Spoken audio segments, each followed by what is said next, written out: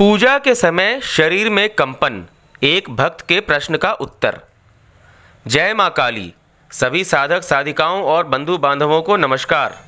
आपके ऊपर मां काली का आशीर्वाद सदा बना रहे। मां काली के आशीर्वाद से आज मां काली के एक भक्त के प्रश्न का उत्तर देने जा रहा हूं। यह उत्तर मां के लगभग सभी भक्तों के लिए उपयोगी है, इसलिए इस वीडियो को अंत तक देखने का ध्यान रखिएगा।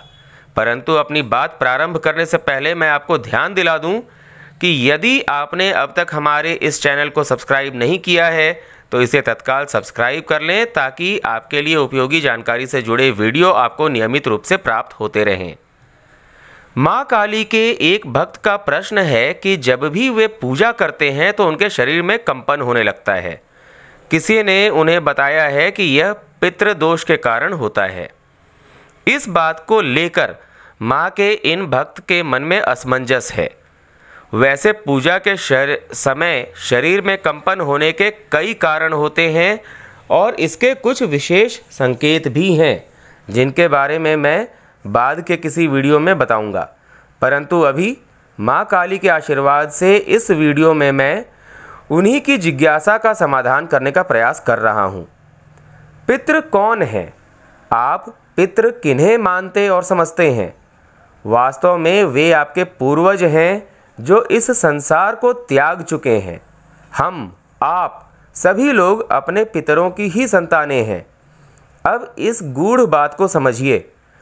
क्या आपको कभी भी ऐसा प्रतीत हुआ कि आपको धरती पर लाने वाले आपके मानस माता पिता ने आपसे घृणा की हो, अथवा आपके मानस माता पिता आपका अनिष्ट चाहते हों? यदि आप स्वयं भी माता पिता हैं तो क्या आप अपनी संतानों से घृणा करते हैं? क्या आप उनका अनिष्ट चाहते हैं? आपका उत्तर होगा नहीं। परंतु जब आप अपने माता पिता की बातों का, आज्ञा का उल्लंघन करते हैं तो वे आपसे रुष्ट अवश्य होते हैं। आवश्यकता पड़ने पर वे आपको दंडित भी करते हैं, और यही कार्य आप अपनी संतानों के साथ भी करते हैं। परंतु आपके माता पिता आपको अथवा आप स्वयं अपनी संतानों को कष्ट नहीं देते। यही बात हमारे पितरों पर भी लागू होती है। जब आप निश्चल और निष्कपट तरीके से जीवन जीते हैं, सत्य मार्ग पर चलते हैं, तो आपकी कुंडली के नवम भाव में चाहे राहु विराजमान हो अथवा केतु, आपके पितृ आपसे कभी भी रुष्ट नहीं होते। परंतु किसी प्रकार की भूल करने पर अथवा मन में लोभ जागृत होने पर आपके पितृ आपको संकेत अवश्य देते हैं कि आप गलत मार्ग पर जा रहे हैं। परंतु इस कारण से पूजा के समय शरीर में कंपन नहीं होता। जहाँ तक आपकी बात है, आपके हृदय में माँ की कृपा पाने की लालसा तो है, परंतु साथ ही कुछ अशुद्धियाँ भी हैं। पूजा के समय आपका मस्तिष्क एकाग्रचित न हो पाने के कारण आपकी देह को आपके आज्ञा चक्र यानी ललाट पर दोनों भौहों के बीच वाले स्थान से सही ऊर्जा प्राप्त नहीं हो पा रही है। पूजा करने के लिए बैठते समय एक लाल रंग का ऊनी आसन बिछाने का ध्यान रखें और आज्ञा चक्र पर लाल तिलक अवश्य लगाएं। तिलक गोल रखें, लंबा नहीं। साथ ही अपने दाहिने हाथ की अनामिका, जिसे रिंग फिंगर कहते हैं, उसमें कम से कम 5 रत्ती वाला मूंगा सोने की अंगूठी में जड़वाकर पहने।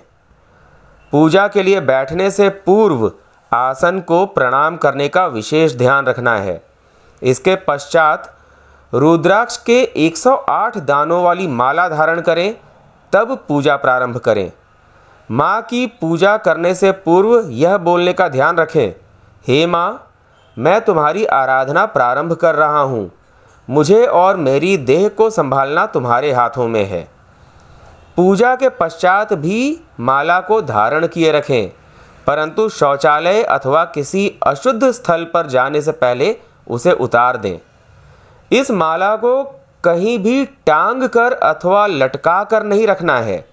इसे हमेशा समतल सतह पर ही रखें। बाद में देह पर जल छिड़क कर उसे शुद्ध करने के बाद ही माला दोबारा धारण करें। यह उपाय आपके जीवन में बहुत उपयोगी साबित होगा और आप एकाग्रचित्त होकर पूजा कर सकेंगे। ऐसी कोई भी समस्या अथवा जिज्ञासा होने पर आप मेरे नंबर पर व्हाट्सएप करके मुझसे संपर्क कर सकते हैं। तो मुझे पूरी आशा है कि आप इस बात को अच्छी तरह से समझ चुके होंगे और आपको लाभ भी होगा। आपसे पुनः आग्रह है कि यदि आपने हमारे इस चैनल को सब्सक्राइब नहीं किया है तो इसे तत्काल सब्सक्राइब कर लें, ताकि आपके लिए उपयोगी जानकारी वाला कोई भी वीडियो आपसे न छूटे।